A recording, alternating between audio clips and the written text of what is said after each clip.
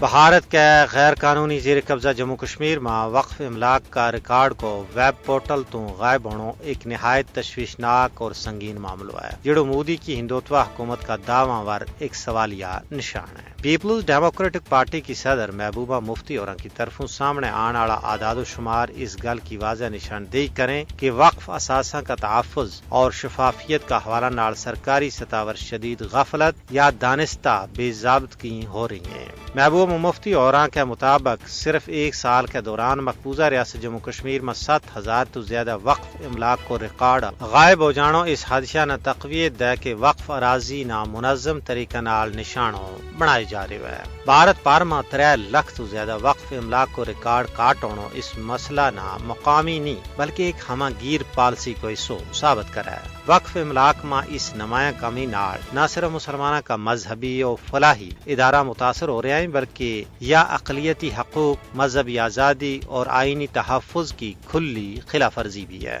سرکاری پورٹل وار دستیاب اعداد و شمار میں فرق اس گل کو بین ثبوت ہے کہ شفافیت کا دعویٰ محض دکھاوا ہے جبکہ زمینی حقائق اس کے بالکل برعکس ہے۔ مقبوضہ ریاست جموں کشمیر میں وقف اراضی کو ریکارڈ غائب ہونا دراصل مسلمانوں کی مذہبی، سماجی اور معاشی بنیادیں کمزور کرنے کی ایک منظم کوشش کی عکاسی کرا ہے جس پر عالمی برادری اور انسانی حقوق کا ادارہ نہ سنجیدگی کے نال نوٹس لینا چاہیے۔